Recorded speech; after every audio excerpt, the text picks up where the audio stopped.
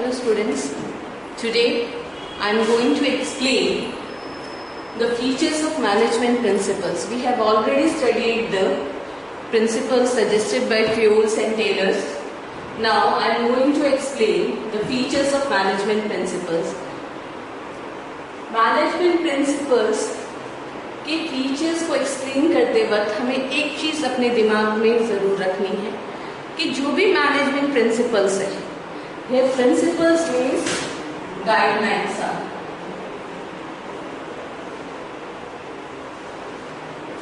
हम सभी जानते हैं प्रिंसिपल्स मीन्स सम गाइडलाइंस।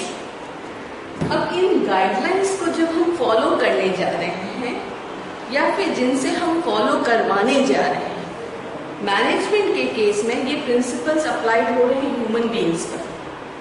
अब ह्यूमन बीइंग्स पे इन केस कोई प्रिंसिपल अप्लाइड होगा तो वो डिफर करेगा, उसका रिजल्ट भी डिफरेंट आएगा।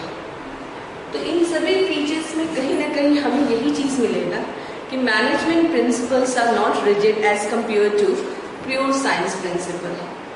Now come to our first feature, that is universal applicable.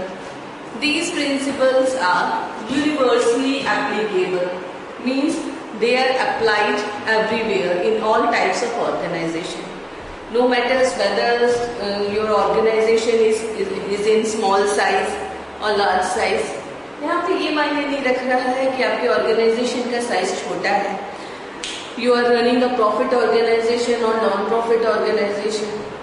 Private sector की ऑर्गेनाइजेशन है या गवर्नमेंट सेक्टर के ऑर्गेनाइजेशन है, यहाँ ये कुछ भी आपको ये चीज कंसिडर नहीं करनी है कि आपकी ऑर्गेनाइजेशन का साइज छोटा है या बड़ा है। जब मैनेजमेंट प्रिंसिपल्स की बात करेंगे तो ये प्रिंसिपल्स अप्लाइड हर जगह होते हैं। अब एग्जाम्पल के लिए हम ले सकते हैं डिवीजन ऑफ वर्क। फ्यूल ने एक प्रिंसिपल सजेस्ट किया था, division of work. Division of work में क्या था, स्मॉल टास्क में डिवाइड करना था होल वर्क। जब हम बात करेंगे छोटे छोटे यूनिट्स में वर्क को डिवाइड करने के लिए, तो ये काम तो इस तरीके से काम हम गवर्नमेंट सेक्टर में भी करते हैं, प्राइवेट सेक्टर में भी करते हैं, इवन एक हॉस्पिटल में भी करते हैं, एजुकेशन सेक्टर, स्कूल्स, इंस्टीट्यूशंस में भी करते हैं। So this principle is applied everywhere. Management के जो प्रिंसिपल्स हैं वो सभी जगह यूज किए जाते हैं, सभी ऑर्गेनाइजेशंस में। Now come to our next feature. Next feature is general guidelines. These principles are only some guidelines.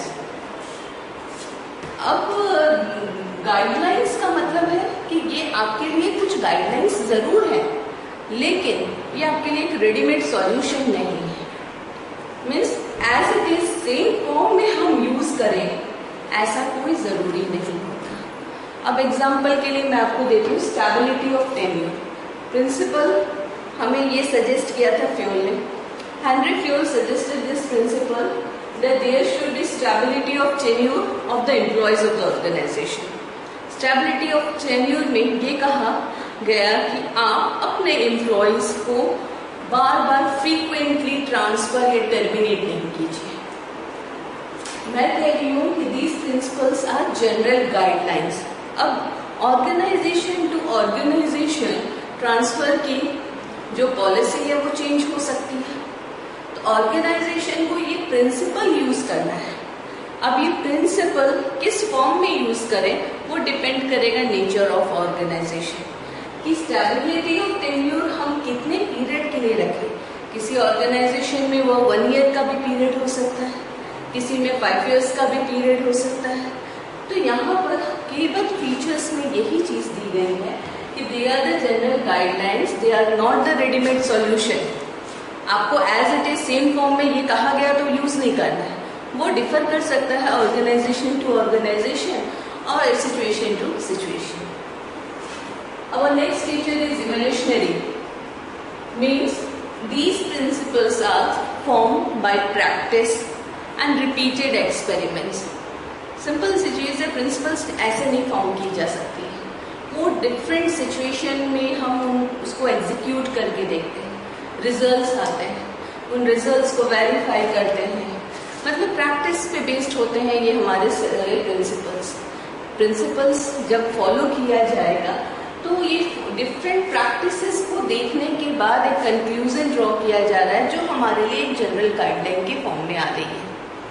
तो ये जो हमारा third feature. Next, now we are talking about the flexibility.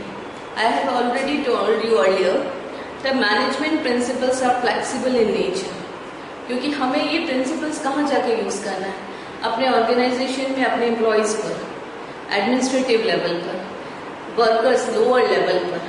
तो जहाँ ह्यूमन बींग्स पे ये यूज करने जाएंगे, हमें principle division of work use करना होगा ऑर्गेनाइजेशन के अकॉर्डिंग।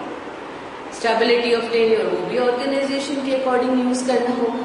तो ये सारी चीजें फ्लेक्सिबिलिटी की तरफ ये मैनेजमेंट प्रिंसिपल्स क्या सजेस्ट कर रहा है, they are flexible in nature. Next, cause and effect relation. कोई भी प्रिंसिपल जब हम यूज करने जा रहे हैं, इफेक्ट उसका एंटिसिपेटेड होना चाहिए। हम ऐसे ही किसी प्रिंसिपल को किसी भी सिचुएशन में यूज नहीं करते, उसके इफेक्ट्स को पहले एनालाइज कर लेते हैं, उसके बाद उसको यूज करने जाते हैं। Next is contingent. कंटिंजेंट में डिपेंडेंट। यहाँ पर जो भी प्रिंसिपल्स हम यूज कर रहे हैं वो सिचुएशन टू सिचुएशन वेरी कर सकता है। फॉर एग्जाम्पल, टीम स्पिरिट की बात करते हैं। अगर टीम स्पिरिट की बात करें तो जहाँ पर हमारे पास कुछ ही लोग हैं, 4 या 5 इंडिविजुअल से लेके हम एक ऑर्गेनाइजेशन रन कर रहे हैं, तो ऑटोमेटिकली सबको वर्क डिवाइड कर दिया गया है और उनके पास सेपरेटेड अपने डिवाइडेड वर्क है, वो करना है उन्हें। टीम स्पिरिट की बात होगी, हाँ नंबर ऑफ इंडिविजुअल्स आपके पास बहुत सारे लार्ज स्केल ऑर्गेनाइजेशन है, तो वहाँ पे नंबर ऑफ एम्प्लॉयज ज़्यादा है, सबके डिफरेंट टेस्ट प्रेफरेंसेस ये सारी चीज़ें हैं, तो उनको डाइवर्ट करना है, उनका एक प्रॉपर डायरेक्शन में लेके जाना है, वहाँ टीम स्पिरिट की ज़्यादा ज़रूरत होगी। तो ये हमारा different features of the management principle. Now in my next lecture I am going to explain the importance of management principle.